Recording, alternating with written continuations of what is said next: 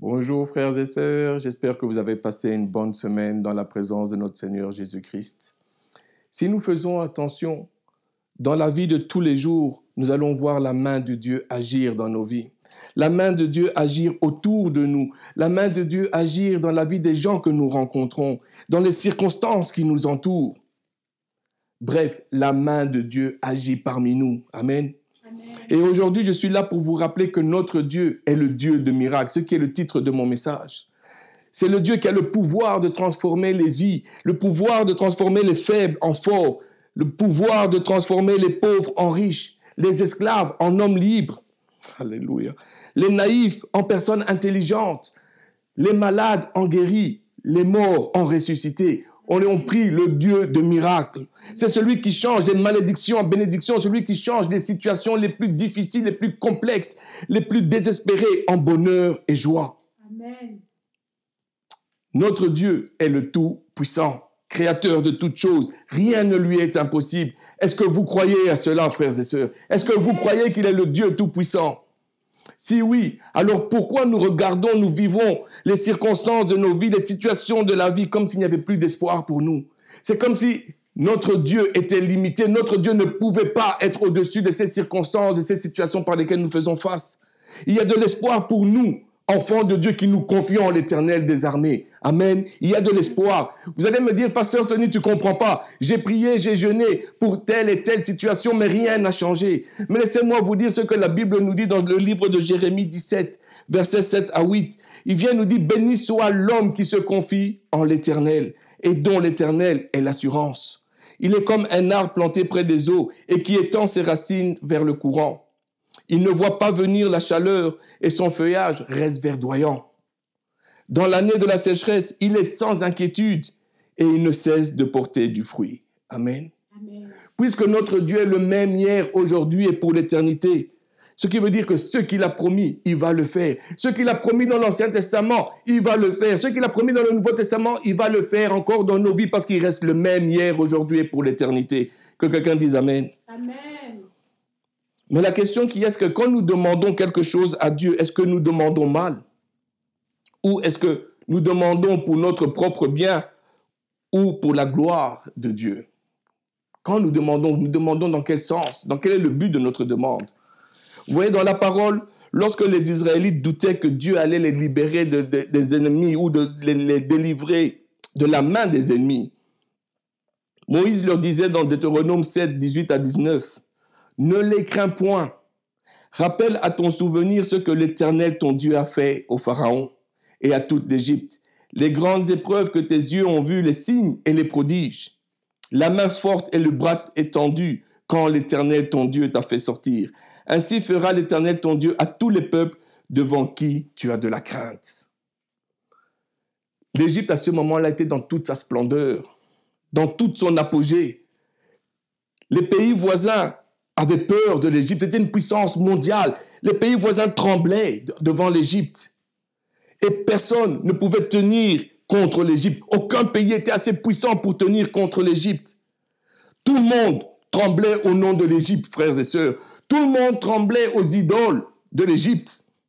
Tout le monde, sauf un, l'Éternel des armées, le roi des rois, le seul vrai Dieu. Lui, il n'a pas tremblé devant la puissance de l'Égypte. Il n'a pas tremblé devant la puissance des idoles de l'Égypte. Parce que lui est au-dessus, il est l'Éternel, le Dieu des armées. Que quelqu'un dise Amen. Amen.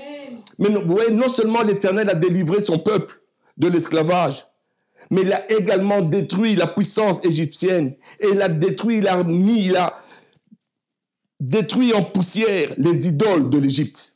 Les dieux de l'Égypte. Il les a complètement détruits en poussière, démontrant que sa droite est puissante et que lui seul est Dieu. Et c'est ce Dieu-là que nous prions aujourd'hui, le seul vrai Dieu. Depuis ce jour où les Égyptiens ont voulu se battre contre Dieu, l'Égypte ne s'est jamais relevée de ses cendres. Elle est toujours restée au plus bas niveau parce que elle n'a jamais pu devenir une puissance, non seulement politique, ni économique, ni militaire, comme elle était auparavant. Elle a été détruite parce que nul ne peut se battre avec Dieu et avoir la victoire. Il est le Dieu Tout-Puissant, il est le créateur de toutes choses, il est l'Éternel, le Dieu des armées. Amen. Amen. Moïse donnait un message puissant aux Israélites à ce moment-là. Il leur rappelait que l'Éternel allait les délivrer de toute armée qui allait se mettre contre eux, de toute armée qui allait se mettre devant eux, toute armée qui allait se battre contre eux, comme Dieu avait fait avec leur père quand il les a fait sortir du pays d'Égypte. Oh.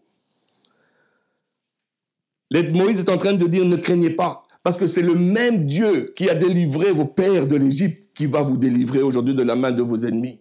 Et il y a plusieurs passages dans la Bible qui nous disent, dans Deutéronome 16:3, « Pendant la fête, tu ne mangeras pas de pain levé, mais tu mangeras 7 jours des pains sans levain, du pain d'affliction.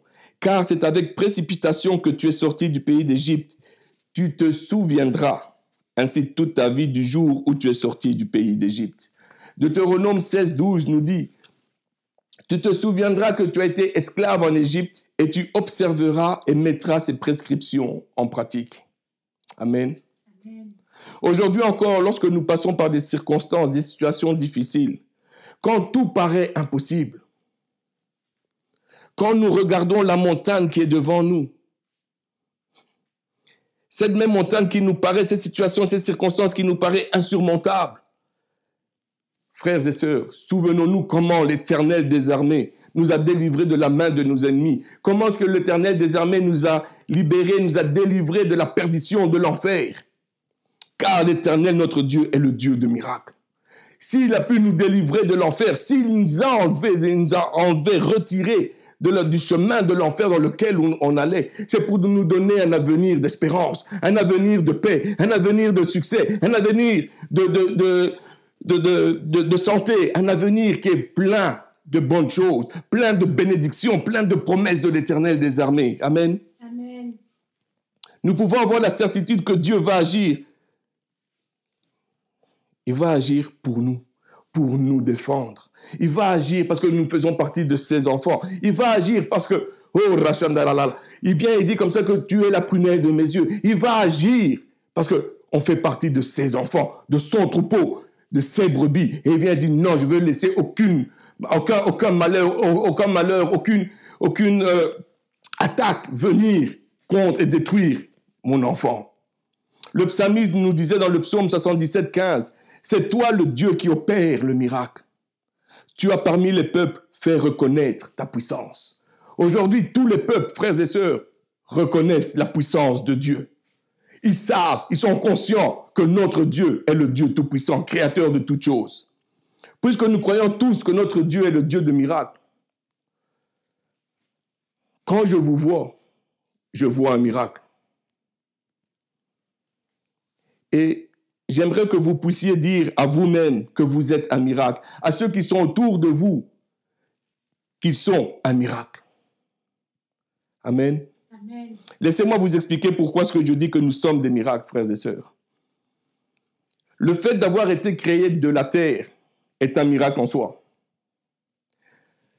Un potier ne pourra jamais donner vie à son pot. Un sculpteur, aussi talentueux qu'il soit, ne pourra jamais donner vie à sa sculpture. Pourtant, l'Éternel l'a fait avec nous. Je suis parti sur Internet, j'ai fait mes recherches, et d'après les scientifiques, ils disent ceci, que les vaisseaux sanguins d'un adulte atteindraient une longueur d'environ 100 000 km, plus de 2 fois le tour complet de la Terre. Donc, quand vous regardez, vous avez des vaisseaux sanguins qui font 100 000 km à l'intérieur de votre corps. Assez long pour faire plus de 2 fois le tour complet de la Terre. Ça, c'est un miracle en soi. L'homme, malgré son intelligence, malgré la technologie avancée, n'est pas capable de créer une machine aussi complexe que l'être humain. Une machine qui a des sentiments, une machine qui a sa propre décision. L'être humain ne sera jamais capable de créer, parce que ce que nous sommes, c'est un miracle. Il n'y a que Dieu qui peut le faire. Amen. En plus d'être un miracle nous-mêmes, nous avons des miracles tous les jours de notre vie. Le fait de se lever le matin, c'est un miracle. Le fait de voir, de marcher, d'entendre, de parler, c'est un miracle en soi. Mais vous allez me dire, oui, mais ça c'est normal parce qu'on a pris ça pour acquis. Alors, qu'est-ce qu'un miracle? Laissez-moi vous dire qu'un miracle est ce qui est impossible à l'homme de faire ou de changer. Il n'y a que Dieu qui est capable de le faire. Il n'y a que Dieu qui est capable de changer ou de créer, de faire ce miracle-là. Le miracle vient du mot grec siméon, qui signifie en soi signe. Pourquoi? Parce qu'un signe démontre la puissance de Dieu sur la terre. Amen. Amen. Quand nous regardons dans la parole, un miracle a toujours un aspect didactique. Il enseigne toujours quelque chose. Très souvent, en tant que chrétiens, nous avons la même compréhension ou réaction que les gens du monde. Quand il y a un miracle qui se fait, nous sommes étonnés. Mais pourquoi est-ce que nous sommes étonnés? On sert le même Dieu d'hier, aujourd'hui et demain. Il ne change pas. Il est le Dieu de miracles. Nous devons nous être contents de voir le miracle de Dieu, mais pas étonnés. Nous devons nous réjouir, voilà le mot que je cherchais. Nous devons nous réjouir du miracle que Dieu accomplit dans la vie d'un frère, d'une sœur, dans la vie d'une personne, dans notre propre vie, et non pas être étonnés. Notre réaction devrait être différente, parce que notre Dieu est le Dieu de miracles. Je crois qu'il est le Dieu de miracles. Amen. Amen. Et si nous sommes un miracle, il est tout à fait normal pour nous de faire des miracles. Vous voyez, une poule va engendrer une poule. Une chèvre va engendrer une chèvre. Elle ne peut pas engendrer un mouton. Si nous sommes un miracle, il est tout à fait normal que nous engendrons des miracles. C'est tout à fait normal qu'on fasse des miracles, pas par nos propres forces, mais par celui en qui on croit.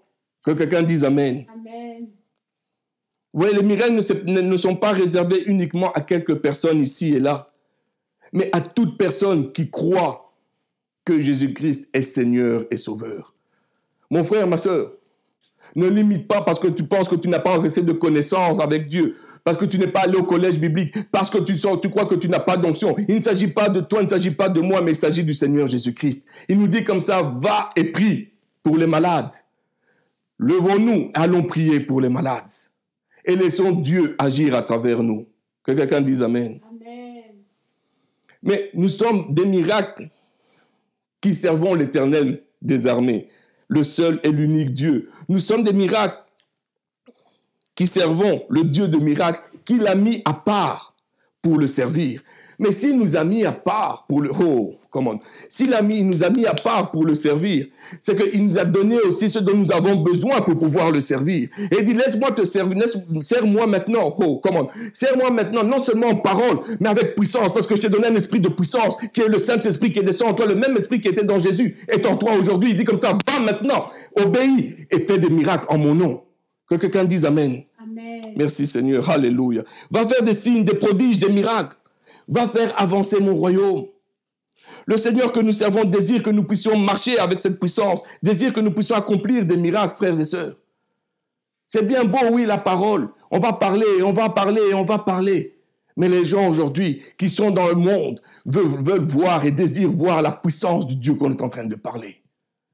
On dit, oui, c'est bien beau, mais le Dieu que tu dis, c'est le Dieu de miracles, mais allons et parlons avec puissance, mais avec autorité, parce qu'on sert le Dieu de miracles. Que quelqu'un dise Amen. Amen.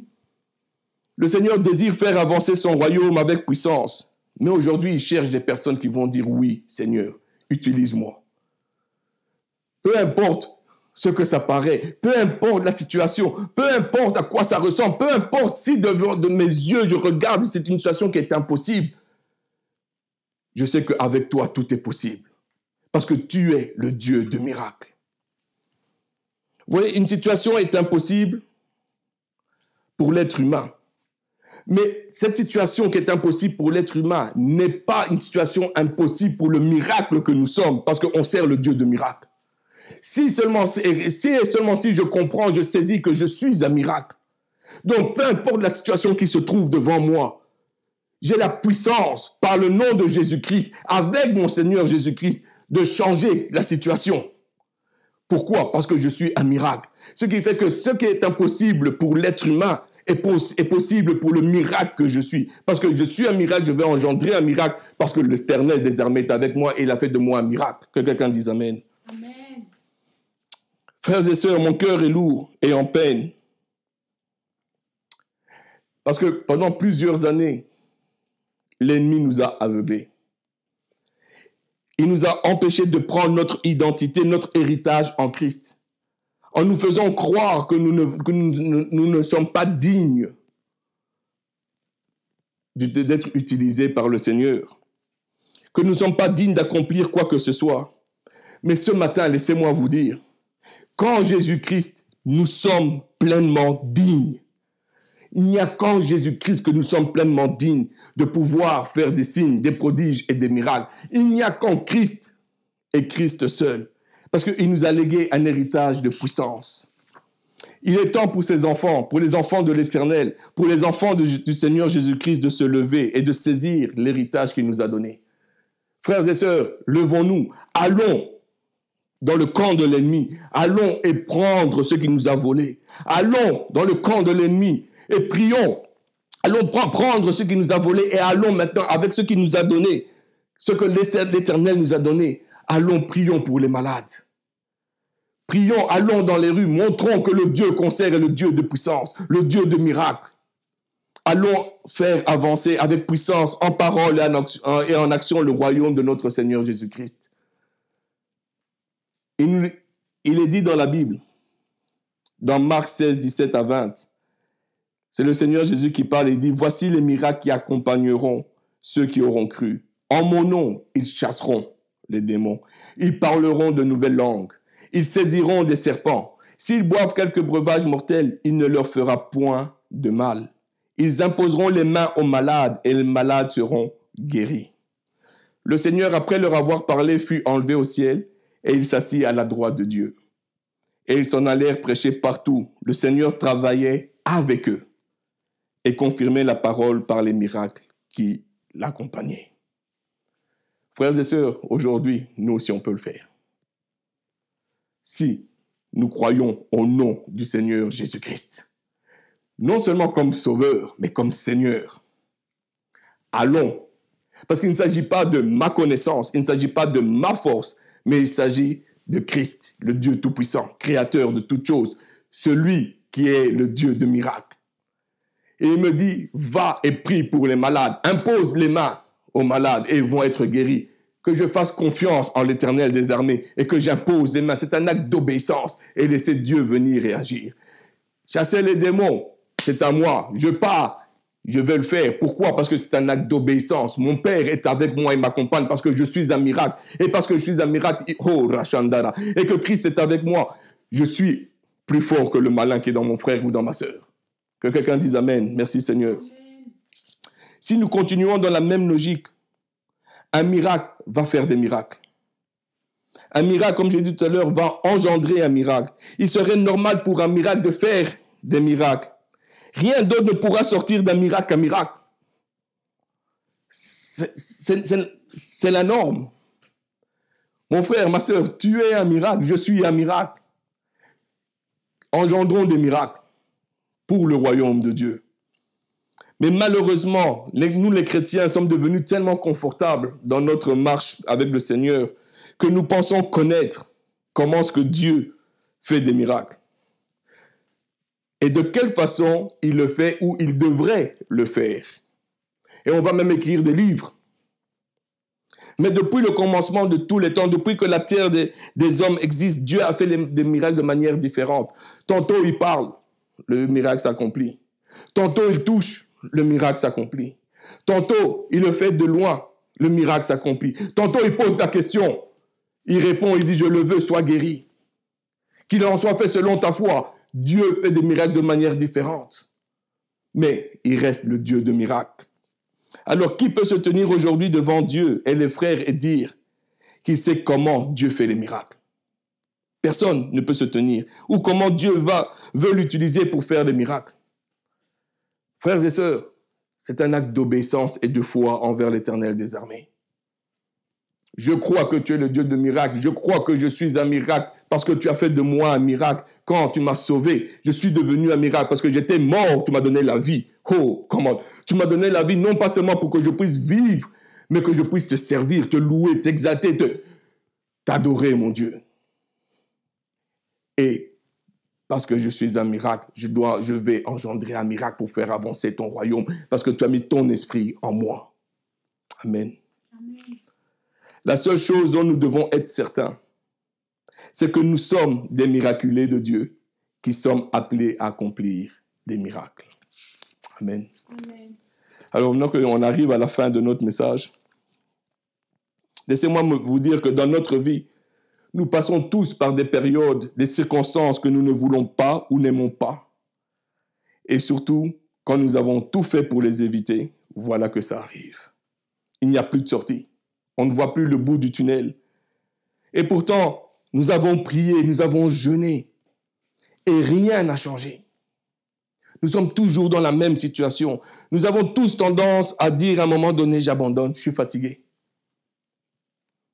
Ou alors on va dire, je veux faire ceci, je veux faire cela. Mais la question que je veux vous poser, que dit Dieu dans cette situation-là? Est-ce qu'on a pris le temps de nous arrêter et d'entendre ce que Dieu a à nous dire? Mais on va voir des frères et sœurs, on va voir des amis, on va voir les pasteurs. On va exposer notre situation. Et chacun va venir avec ses conseils. Mais dans tout cela, où est Dieu? Avons-nous pris la peine de consulter Dieu? Avons-nous pris la peine de rentrer dans la présence de Dieu et de dire, OK, Seigneur, regarde, voilà ma situation, j'ai mal, je ne sais plus quoi faire. C'est quoi? Qu'est-ce que je dois faire? Seigneur, j'ai besoin de ta stratégie. Seigneur, aide-moi à sortir de ce problème. Seigneur, comment est-ce qu'on peut faire? Qu'est-ce qu'on peut faire, Seigneur, pour sortir de là? Aide-moi, ô Père. Est-ce qu'on vient dans la présence du Seigneur, on dit, Seigneur, je viens faire monter la bannière de Christ dans cette situation-là? Est-ce qu'on vient, on dit, Seigneur Jésus-Christ, toi qui es le roi des rois, je t'appelle à rentrer dans cette situation, dans cette circonstance, en tant que roi. Viens, parle et mets la paix. Trop souvent, malheureusement, nous passons outre cet aspect-là. On passe plus de temps à rechercher les situations, la solution de nos situations difficiles d'une façon humaine plutôt que rentrer dans la présence de Dieu. Et pourtant, Jérémie 17, versets 7 à 8 nous dit « Béni soit l'homme qui se confie en l'Éternel et dont l'Éternel est l'assurance. Il est comme un arbre planté près des eaux qui étend ses racines vers le courant. Il ne voit pas venir la chaleur et son feuillage reste verdoyant. Dans l'année de la sécheresse, il est sans inquiétude et il ne cesse de porter du fruit. » Frères et sœurs, il est temps que nous saisissions notre héritage en Christ. Il nous l'a donné, c'est à nous. Alléluia. La parole nous dit que si nous croyons en Jésus-Christ, nous allons faire des miracles. Nous allons faire des signes et des prodiges. Que les signes, les prodiges, les miracles vont nous accompagner dans notre marche avec l'Éternel des armées. Mais est-ce que nous vivons ces miracles-là? Est-ce que nous parlons de nouvelles langues? Est-ce que nous accomplissons des miracles? Est-ce que nous chassons des démons? Est-ce que nous prions pour les malades et les malades sont guéris? Sinon, alors il est temps pour nous de nous approprier notre héritage que le Seigneur Jésus-Christ nous a donné. Il est temps de nous approprier sincèrement les promesses que Christ nous a données. Il nous les a données. Frères et sœurs, c'est un cadeau que Dieu nous a donné. Il dit, puisque tu m'as accepté comme sauveur, tu m'as accepté comme Seigneur, ça va t'accompagner. Et ça sera parce que tant et aussi longtemps que je suis avec toi, que je suis en toi, ça va t'accompagner. Tu es appelé à être un miracle parce que tu es un miracle, tu es appelé à faire des miracles. Nous sommes appelés à faire des miracles. Mais par contre, le Seigneur nous demande sincèrement de nous réapproprier sincèrement les promesses de Christ et d'y croire avec un cœur d'enfant. Vous voyez, l'enfant, il va toujours accepter ce que son père ou sa mère va lui dire. Même si ce n'est pas vrai, il va le croire parce que papa l'a dit, parce que maman l'a dit. Il va croire. Est-ce que nous aussi on peut croire à l'Éternel? En plus, on sait que Dieu n'est pas un homme pour mentir et un fils d'homme pour se repentir. Quand il dit c'est la vérité, et il dit je te donnais ces promesses-là, approprie-toi, accepte-les, parce que ça vient du Père, ça vient de Dieu. Dieu ne va pas nous mentir, mais Dieu va toujours nous dire la vérité. Et il dit, je t'ai donné cette puissance, je t'ai donné ces paroles, je t'ai donné ces promesses. Vas-y, va prendre ton héritage et marche dedans. Puisse le Saint-Esprit nous y conduire et nous aider. Je suis un miracle, vous êtes un miracle. Et nous servons un Dieu de miracles, frères et sœurs. Et ce Dieu de miracles désire plus que tout accomplir les miracles à travers nous et en nous. Mais sommes-nous prêts à accepter d'être un canal de miracles pour l'Éternel des armées? Si oui, alors je vous invite à exprimer votre engagement envers Dieu. Que le Seigneur vous bénisse. Amen. Amen. Amen. Nous bénissons l'Éternel pour sa parole qui nous transforme et qui nous vivifie. Et nous bénissons le Seigneur pour votre présence. Merci à notre pasteur et merci à l'équipe de louanges pour ce beau temps et pour ce beau service. Nous bénissons le Seigneur pour votre présence et nous vous remercions infiniment d'être là avec nous semaine après semaine, de nous suivre et de nous supporter. Et nous sommes là pour vous, pour prier pour vous, pour partager vos histoires. Alors, si vous avez des requêtes de prière, si vous avez besoin de quoi que ce soit, vous voulez partager votre histoire, partager votre témoignage, n'hésitez pas à nous contacter, à nous visiter sur nos différentes plateformes et nous rentrerons en contact avec vous. Vous pouvez nous visiter sur notre site internet au www.centrechrétiengenex.com ou nous suivre sur Facebook sur notre page CC Genex ou sur Instagram au Centre Chrétien Genex. Si vous avez manqué nos derniers services ou nos dernières prédications, nos services sont disponibles sur notre page Facebook dans la section vidéo ou nos prédications sont disponibles sur notre chaîne YouTube au CC Genex. Alors n'hésitez pas sur toutes nos plateformes à mettre un like et à partager et à vous abonner. Alors merci de votre soutien et merci, un gros merci. Voilà ce qui met fin à notre service pour aujourd'hui. Nous prions que le Seigneur vous accompagne, qu'il vous bénisse abondamment et que cette parole que nous avons reçue aujourd'hui puisse travailler notre cœur, puisse nous enseigner. Si vous avez besoin d'aide, besoin de soutien pour être capable de mettre cela en pratique, demandez de l'aide au Saint-Esprit et n'hésitez pas à nous contacter si vous avez besoin de quoi que ce soit. Que la faveur du Seigneur soit avec vous, que ses anges campent autour de vous et qui vous permettent de passer une agréable semaine. Que le Seigneur vous bénisse abondamment et nous vous souhaitons une agréable semaine. On se voit la semaine prochaine. Soyez bénis. Au revoir.